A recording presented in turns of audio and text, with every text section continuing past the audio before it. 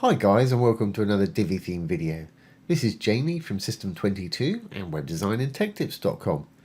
Well, today we've got a little Parallax text mask for you. We've got some text over here. When I roll down the page, we've got a sort of parallax image behind it. So as you can see, the background's moving behind that mask text there.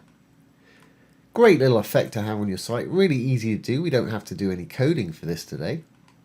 So let's get started. I'm going to enable the Visual Builder. Once enabled, let's go down to where we want to work. I'm simply going to delete this section and we'll start from scratch.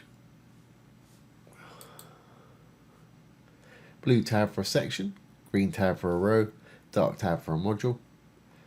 Let's trash that and we'll start again. I'm going to add a new section here. And I'll put a download link below for anybody that wants to just download this section and use it. You're welcome to. I'm going to make it a regular section. Inside, I'm going to put a single column, single row. Or single row, single column, I should say. And I'm going to use just a simple text module for this today. Divi comes as standard with all these light grey modules here. There's a text module. Let's pop that in there. Great. Well, let's pop in what we actually want it to say. I'm going to say Parallax text mask. And let's split that up perhaps. And there it is right there, as you can see. Great, well I want to make this an awful lot bigger, and I'm actually going to turn it into a heading 1. So I'm going to select it, I'm going to roll up, a little drop down under paragraph there. I'm going to make this a heading 1. And to actually edit this now, I just need to roll over it, hit the little paintbrush. It'll take me to the design settings for that font.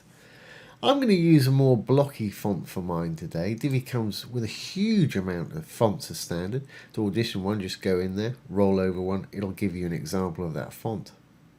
I'm going to use Anton for mine today. That's what I used earlier. There it is. Great. I'm going to capitalize it. I'm going to make it bold. And I'm going to make it a lot bigger. I want to put it in the middle. And this is important. I'm going to make the actual text color black. Make sure you do this or our little text mask won't work so well. So make sure you make this black initially. Heading text size I'm going to make an awful lot bigger. If it doesn't go as big as you actually want it when you slide up there, just simply type a new value in here. Let's try 180.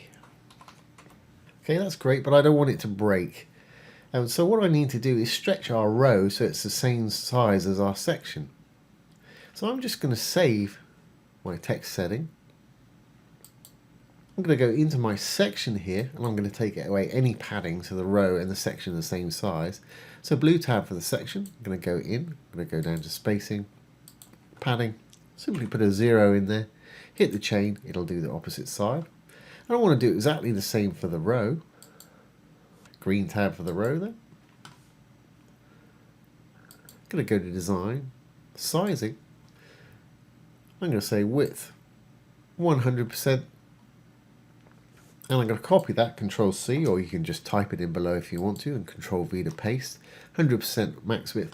Now we've got a section, or a row I should say, that stretches the whole width. And I want to take away any padding from there as well so that the actual section and row are the same size. So while we're in the design, let's go down to spacing and put a 0 in the padding for that too. That way our section and row are exactly the same size. Great. Okay, let's go back into our text module now. As you can see when I hover over it, our little section is really only this tall now. I want to make it a bit taller. And to do that, I'm going to use the actual text module itself. So I'm going to go into the module, the dark tab. I'm going to give it a bit of padding top and bottom just to make it a bit bigger.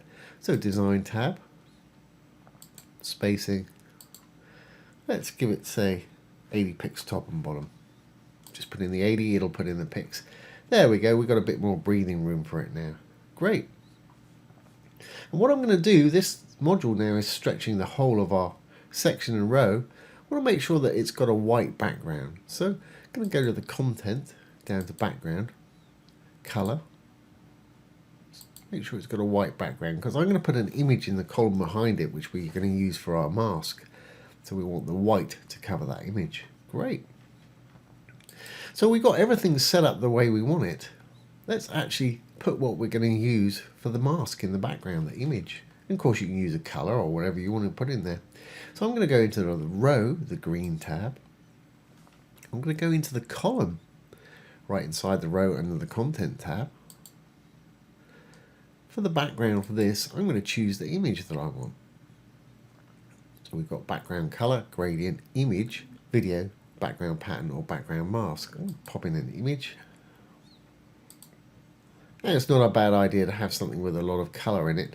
I used this one last time. Let's, for a bit of fun, use this one this time and see what it looks like. We can always swap it out. Okay, so we've got this image in the background of our row here. And I'm going to turn the parallax effect on for this too, just underneath the image. And you've got two different versions. True parallax will mean the front and the image move at different speeds. CSS parallax is also known as fixed background. It means the image in the background will stay exactly where it is when you scroll up and down. I'm going to use true parallax for mine today. And you may have noticed you can't see anything there. Well, that's our next step. So let's save our changes here. Save the row changes. Now what we need to do is go back into our little text module here, the dark tab. Go to design, down to filters. Roll on down and you're going to find blend mode. Because we've made this black, if I switch it to screen now, it'll make it transparent and we'll see that image behind. So let's switch it to screen. And there's all kind of filters here to get different effects going on, but for this particular effect you want to use the screen. And there it is, we've got that image behind. If I roll up and down, you can see that image is moving. Let's perhaps put a different image in. You can see that, but it's not doing really what I want it to do. So let's switch that image out. Let's save this. We'll go back into the row. And remember, the image that we're using is in the column of the row. Green tab for the row. Into the column. Background. There's the image we're using. Let's switch it back perhaps to that one we had earlier. As you can see, that's changed that out now. That's quite nice. And just to demonstrate, I'll flip it from CSS parallax to fixed positioning or CSS parallax. So if we go down, here's the parallax, here's true parallax we're using. I'll flip it to CSS and it's a bit more dramatic because that image behind stays exactly where it is. That's still a nice effect to have on your site. I think I'm going to switch mine back to true parallax. And there it is. There's how to create a parallax title. Now, of course, you're going to want to adjust your text size for mobile and tablet versions. So let's go in here. We'll save the row settings and the column settings. We'll go back into our little module here. Make sure it's going to work on responsive devices. Let's go to our text again. I'm just going to hit the little paintbrush there to go straight to the H1. And down to font size, or text size I should say. And this is common to all Divi modules. If you roll over the dark writing within a module, you see some little icons appear. Go to the thing you want to affect. In my case, the text size. There's a little mobile phone icon. We can click on it. Take a look on tablet mode.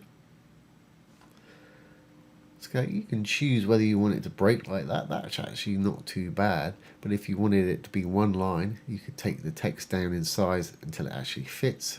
There we go. So we've got the same thing on tablet there. Let's take a look on mobile. And again, I'm not too bad with it breaking there on mobile. But if you wanted it to fit again, just take it down in size. There we go. But that's entirely up to you. And you could adjust the padding top and bottom also with the same thing, simply by going into your design, go down to spacing. Here's the padding. If we take a look on mobile, you can have separate values for mobile, tablet and desktop. So let's say on the mobile, let's take all the padding away, just put a 0 in there. And that makes it a little tighter in our little mix there. Great. So I'm happy with that. Let's save our changes here. We'll save the page changes. And let's exit the Visual Builder.